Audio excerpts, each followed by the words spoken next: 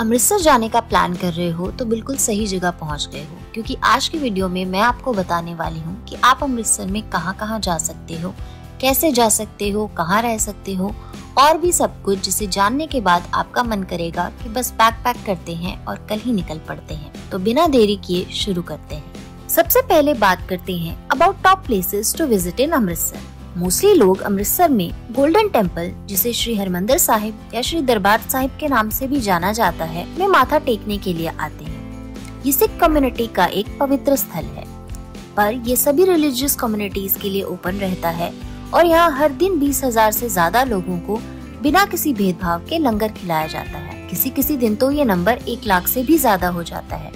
महाराजा रंजीत सिंह ने गुरुद्वारे के ऊपरी हिस्से को लगभग 400 किलो की सोने की पत्तियों के साथ बनवाया था, जिसकी वजह से इसे गोल्डन टेम्पल या स्वर्ण मंदिर के नाम से भी जाना जाता है। वीकेंड्स पर यहाँ काफी भीड़ रहती है, तो अगर आप माथा टेकने के लिए शाम में लाइन में लगते हैं तो आप दिन की गर्मी से बच सकते हैं और आसानी से माथा टेक सकते हैं। सिर्फ इतना ही नहीं, रात के समय में गुरुद्वारे की सुंदरता देखने लायक होती है। गोल्डन टेम्पल वैसे तो 24 घंटे खुला रहता है, लेकिन रात में 9-10 बजे के करीब श्री गुरु ग्रंथ साहिब जी को अकाल तख्त साहिब लेकर जाया जाता है, इसलिए आप माथा टेकने के लिए 7-8 बजे तक लाइन में जरूर लग जाएं। गुरुद्वारे में आप सर ढककर, बाल बांधकर और हाथ पैर धोकर ही एंटर करें। गोल्डन टेम्पल से बस 5 मिनट के वॉकिंग डिस्टेंस पर ही है जलियांवाला बाग और पार्टीशन म्यूजियम। जैसे ही आप मेन चौक में आएंगे, आपको ये मॉडर्न स्कल्पचर दिखेगा। यहाँ बिल्कुल साथ में ही है जलियांवाला बाग और 5 मिनट की दूरी पर है पार्टीशन म्यूजियम। इन दोनों ही प्लेसेस को आप जरूर विजिट करें। पहले बात करते हैं जलियांवाला बाग के बारे में। ये वही जगह है जहाँ पर अंग्रेजों ने निहत्थे भारतीयों पर अंधाधुंध गोलियां चलाई थी। इस इंसिडेंट को जलियांवाला बाग हत्याकांड के नाम से भी जाना जाता है। यहाँ की दीवारों पर आपको गोलियों के निशान देखने को मिलेंगे, जो 13 अप्रैल 1919 की दर्दनाक कहानी को बयां करते हैं। जनरल डायर ने यहाँ के एंट्रेंस को ब्लॉक करवा दिया था, जिसकी वजह से लोग बाहर नहीं निकल पाए थे। अंग्रेजों की गोलियों से बचने के लिए लोगों ने बाग में बने हुए इस कुएं में कूदकर अपनी जान दे दी थी। जलियांवाला बाग के बिल्कुल सेंटर में एक समाधि स्थल है। ये स्मारक उन सभी शहीदों को श्रद्धांजलि देने के लिए बनाया गया है जिन्होंने इस हत्याकांड में अपनी जान गंवा दी थी। ये बाग की एक इकलौती असली इमारत है। बाकी गार्डन को कुछ टाइम पहले रिनोवेट किया गया था। ये बाग 6.5 एकड़ में फैला हुआ है और अंदर कई सारे गैलरी, म्यूजियम बनाए गए हैं, जहां पर आपको यहाँ से रिलेटेड पूरी हिस्ट्री जानने को मिलेगी। सभी शहीदों के सम्मान में यहाँ एक अमर ज्योति भी जलाई गई है। शाम को यहाँ पर एक लाइट एंड साउंड शो भी होता है, जिसकी कोई एंट्री फीस नहीं है, तो आप शाम को यहाँ जरूर जाएं और अपने इतिहास को समझें।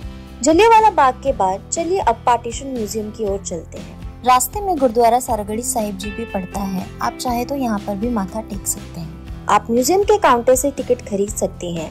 इंडियंस के लिए एंट्री टिकट 10 रुपीज है।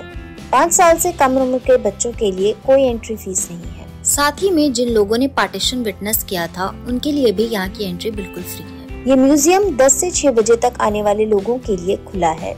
मंडे और नेशनल हॉलिडे के अलावा ये बाकी सारे दिनों में खुला रहता है। पार्टीशन म्यूजियम को एक्सप्लोर करने के लिए कम से कम 1 घंटे का समय लगेगा।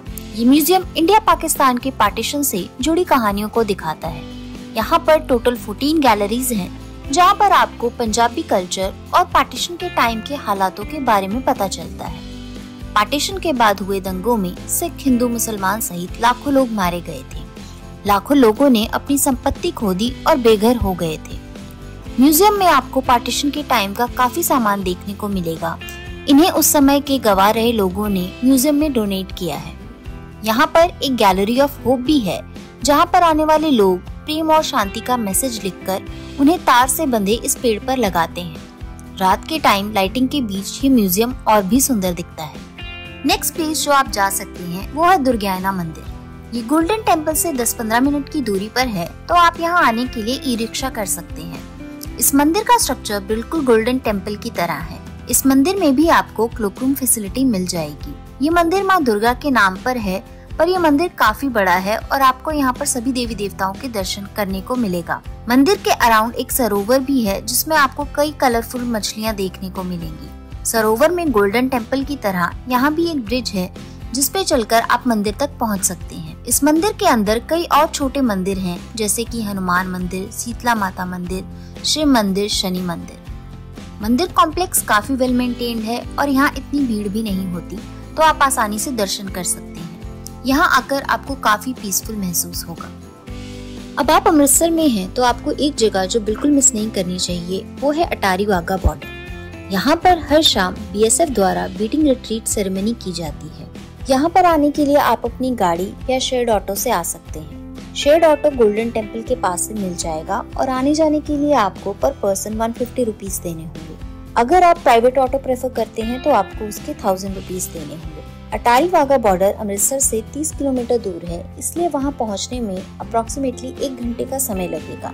इसलिए अमृतसर से आपको लेटेस्ट 2 बजे तक यहाँ के लिए निकल जाना चाहिए, ताकि आप टाइम पर पहुँच सकें और अपनी पसंद की सीट ले सकें। सेरेमनी में आपको इंडिया और पाकिस्तान के सैनिकों के बीच कोऑर्डिनेटेड परेड देखने को मिलेगी। दोनों तरफ के लोगों का जोश देखने लायक होता है। यहाँ आकर आप अपने देश पर गर्व महसूस करेंगे। इवेंट शुरू होने से पहले महिलाएं और बच्चे फ्लैग लेकर मार्च करते हैं और देशभक्ति के गानों पर नाचते हैं। ये एक 30 मिनट का इवेंट होता है। दर्शक जय हिंद और वंदे मातरम के नारे लगाकर जवानों को चीयर करते हैं। परेड के बाद दोनों देशों के फ्लैग्स एक दूसरे के साथ बिल्कुल सिंक में नीचे किए जाते हैं। ये सेरेमनी सर्दियों में 4:15 बजे और गर्मियों में 5:15 बजे शुरू होती है। एंट्री लगभग 2-3 बजे के आसपास शुरू हो जाती है और यहाँ seat first come first serve basis पर मिलती है। आपको यहाँ के लिए किसी भी एंट्री पास या टिकट लेने की जरूरत नहीं है। एक बात का ध्यान रखें कि यहाँ पर मोबाइल नेटवर्क सर्विसेज अवेलेबल नहीं होती। आप अंदर खाने पीने का सामान लेकर जा सकते हैं, लेकिन हैंडबैग अलाउड नहीं होता।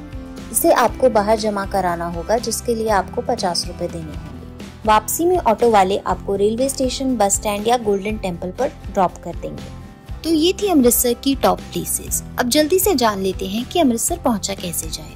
अमृतसर सिटी बाकी सारी मेजर सिटीज के रोड्स, रेलवे से वेल कनेक्टेड है। आप यहाँ डायरेक्ट बस या ट्रेन लेकर पहुंच सकते हैं। यहाँ की ऑलमोस्ट सारी अट्रैक्शंस बस स्टैंड और रेलवे स्टेशन से 2-3 किलोमीटर की दूरी पर ही है। यहाँ पर एक इंटरनेशनल एयरपोर्ट भी है, जो कि मेन सिटी से 10 किलोमीटर की दूरी पर है। तो अगर आप वाया एयर आना चाहते हैं तो ये भी एक ऑप्शन है। नेक्स्ट बात करते हैं कि अमृतसर में रुका कहाँ जाए। यहाँ की सारी मेन अट्रैक्शंस गोल्डन टेम्पल के आसपास ही हैं। तो अगर आप अपना होटल गुरुद्वारे के पास लेंगे तो आप इजीली चलकर सारी प्लेसेस एक्सप्लोर कर सकते हैं। यहाँ पर होटल आपको 500 से 2000 की रेंज में मिल जाएगा। अगर आप सिर्फ एक दिन के लिए ही आए हैं और होटल नहीं लेना चाहते तो गुरुद्वारे में बने हुए क्लोक रूम में अपना सामान जमा करके भी घूम सकते हैं।